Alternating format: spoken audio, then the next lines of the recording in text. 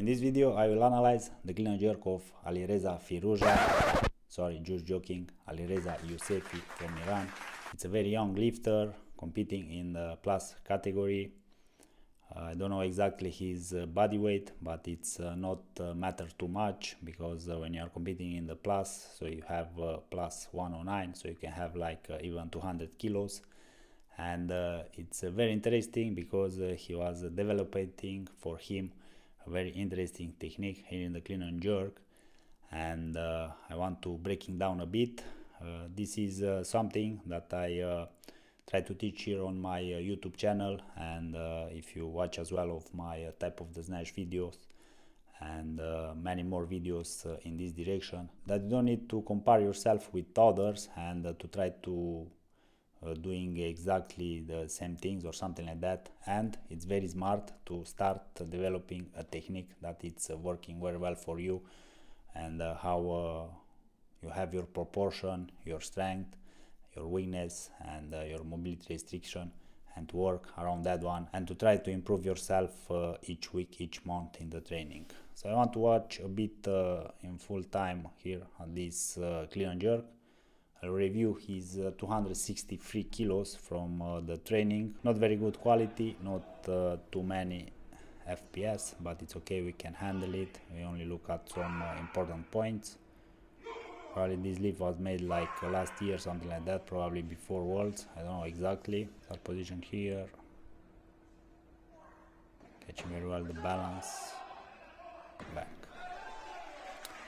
When you watch in real time, like it's everything it's happened so fast, and this is something that weightlifter they are trying to achieve in their training and to improve in their technique. Like you need to be as fast as you can, because when you are fast you can lift more weight. Definitely Alireza is doing here a very good job, and he has some things that he's not expecting, to say like that, the technique principles, and it's going quite well for him, and I don't see a reason to try to change it or to try to improve it, and to try to stay over the bar here when we'll see a bit later in the video that his main goal is to reach power position as fast as possible, and he wants his shoulders to be behind the barbell, and it's bouncing the barbell a lot with his hips, so pretty interesting. That position, it's pretty normal for his body weight. We can say that he is adopting a dynamic start position. He's lifting the barbell quite well. Here hips, back, it's quite normal at this weight, like to try to have your hips shooting up a bit first, but yeah, your focus here it should be to try to lift your chest and hips in the same time, because when you do like that, your hips it's coming into the barbell. You are making sure that you are using correct your legs, so you'll start feeling your quads. If you let your hips to go a lot up and something like that, you change and you feel more your hamstrings, and it's not the proper way. Heel from start position, arm straight, back in a good position. We can see here that when barbell it's passing his knees, the barbell it's quite far from here, from him, sorry. So here the thing, and especially we can see this one in the Chinese weightlifters, they are keeping the barbell very close. For example, Luke Xiaojun, it's scratching, you can see that barbell it's touching his clothes, it's very close. And here Alireza, the barbell it's like at 20 centimeter, and he's doing this one because of his way to do the contact, so he's mashing the barbell with his hips. He wants this one because like that he can lift more weight here. Definitely that is it's a bit dangerous as well, because when you are approaching this style of technique, it's like you are strong up, strong down, or you make it, or the barbell will destroy you there in the bottom. So you have two options, and you need a lot of practice, a lot of technique to master this thing. We'll see a bit later here that after he's doing the contact, the barbell it's crashing on him. So barbell quite far, he's remaining with arm straight. Probably in these weights, when you have 260 kilos on the barbell, even if you want to use early the arms, probably it will be impossible. And on his height, we can see that it's very short, so he's not having long arms or something like that. Contact, here it's right at the hips, we can see that it's in the power position and it's right at the hips. It's pretty hard for many people to be like that, and for majority when they are in this position, in power position, and we are like that, so the barbell it's like at mid-tight or something like that, and here for Alireza the barbell is at its hips.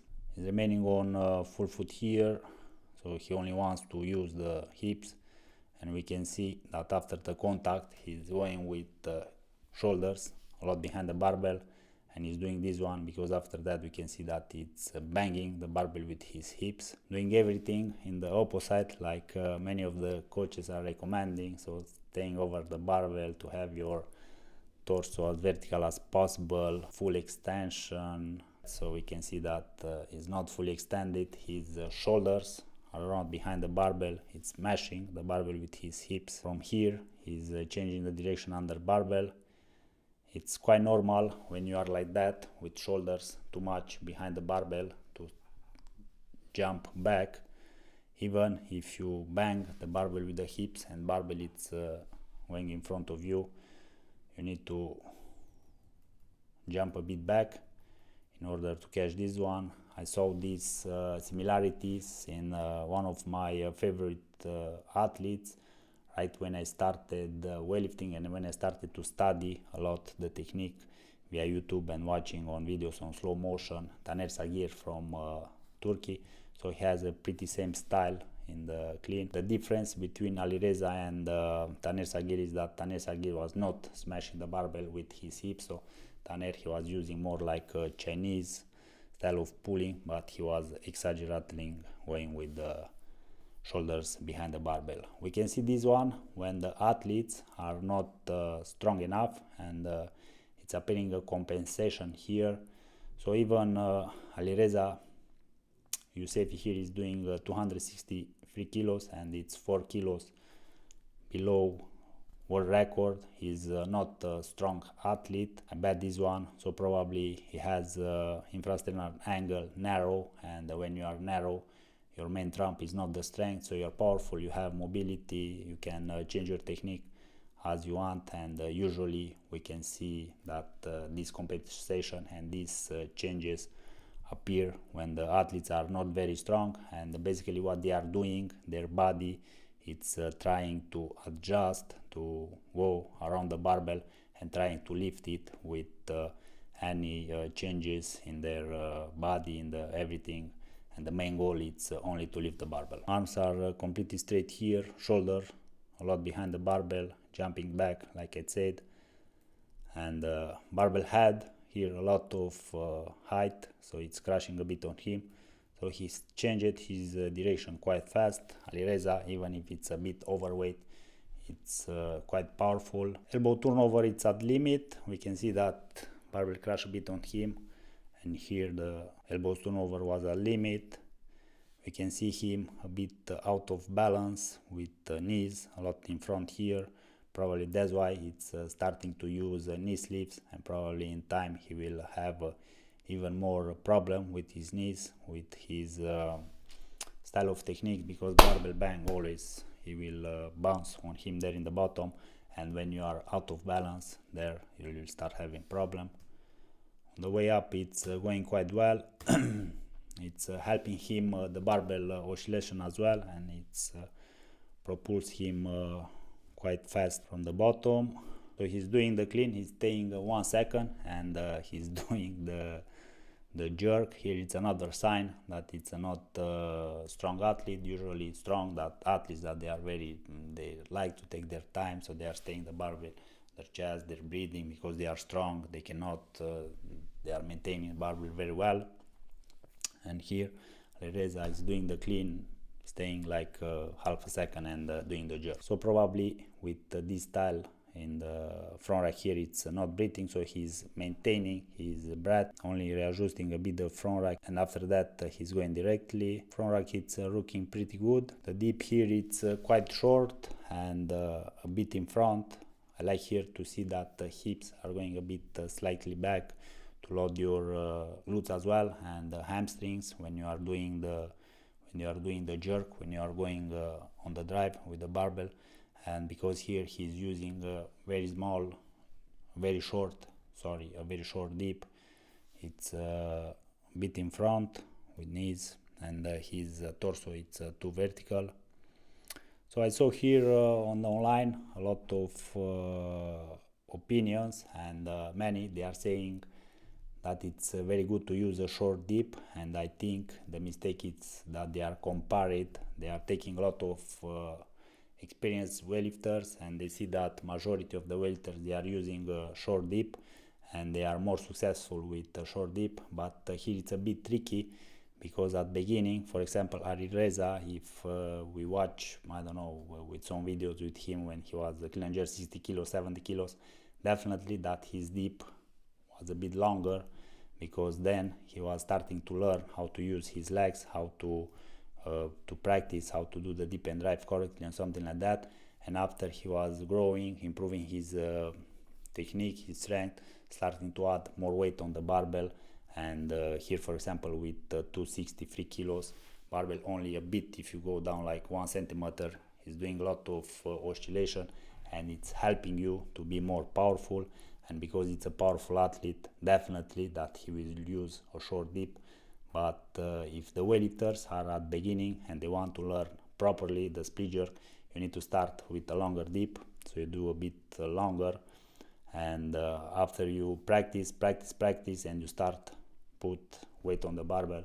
For example, if you work with bumper plates from CrossFit already from 100 kilos 120, the barbell start to have some oscillation. If you are using helico plates, you need probably 150 160 kilos to start feel that oscillation on the barbell, and from those weights you can start experiencing a bit with a short dip. But before that one, it's much better to use a longer dip. So short dip here for Alireza. Footwork, it's very good. I like that it's pushing more with the front leg into the ground, and it's start moving first his back leg. We can see that back leg, it's almost touching the floor when it's going back. It's very good. And his front leg, is lifting a bit from the ground, and after that, bang.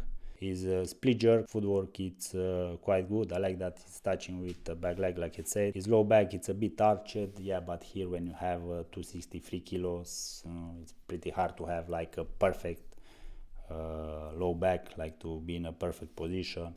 He's recovering a limit with the front leg, and after that back leg, and bang, he was succeeding. A very good lift overall. This was my analysis of Alireza Yousefi from Iran, a very young weightlifter with an impressive and quite unique style of doing this 263 kilos in the clean and jerk. Please let me know here in the comments below if you think he will be the first weightlifter to succeed 275 kilos in the clean and jerk. Who knows?